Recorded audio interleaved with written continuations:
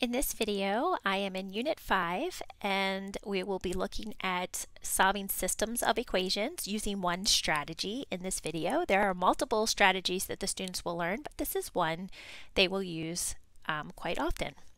So one example of how to solve a system of equations. What is a system of equations? Well, a system of equations are two or more equations that will eventually intersect. Now, the students do learn that there are some systems of equations that have no solutions and infinite solutions, but in this video we're just going to talk about two equations that do have a point of intersection. They do cross.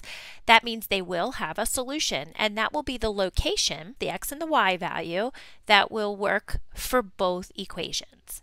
So some questions we like to tell the students to ask is, when will these two linear equations intersect or cross? Where will they be the same? One practical example of this is like hiking. If someone is walking up the mountain and somebody's coming back down the mountain, at some point they will cross. So let's see about these numbers. How would we calculate this? So the students will not always have a graph. I do have both equations graphed here. They're not labeled yet because we show the students how they can identify which of the equations matches which line. But one thing we will tell them to do is that we can set these two equations equal to each other. So when this equation, 2x plus 6, will be the same value as negative 3x minus 4. So they can set this up as an equation, and they learned this in previous units. So this is why solving equations is so important. Okay, so all they're doing is saying, when will this equation be equal to this equation? That's what we're trying to figure out. When will they have the same value? So now students can solve this equation, and one of the strategies we do teach them when solving this equation is to find the equal sign and understand the balance, that this is a balance scale, just like our hanger balances, and what we do to one side, we have to do to the other to maintain that balance.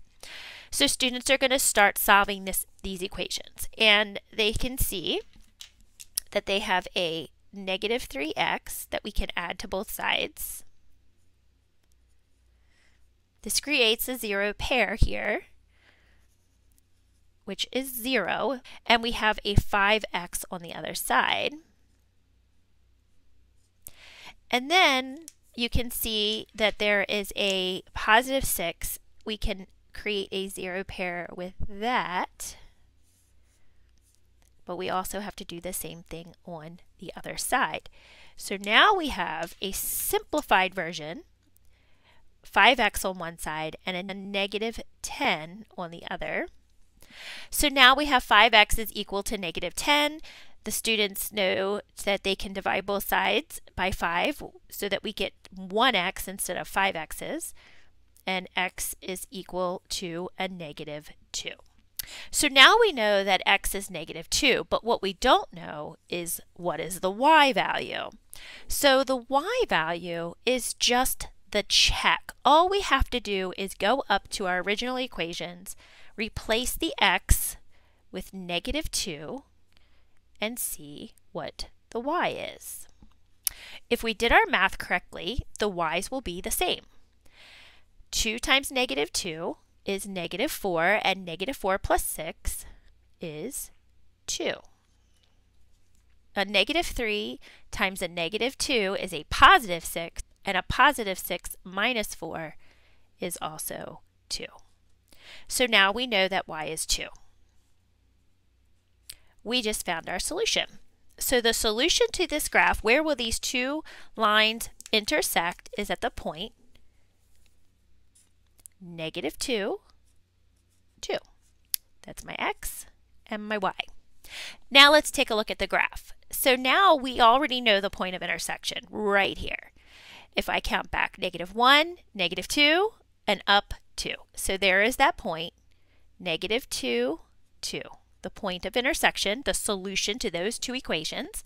And now we can real quick determine which is which. So there's a couple things that we learned in the last video that the students kind of recall, and we help them remember.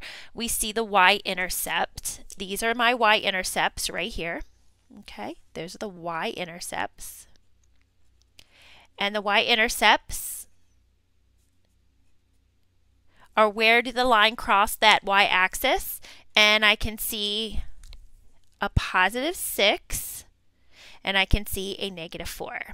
So there is my y-intercepts: 0, positive 6, and 0, negative 4.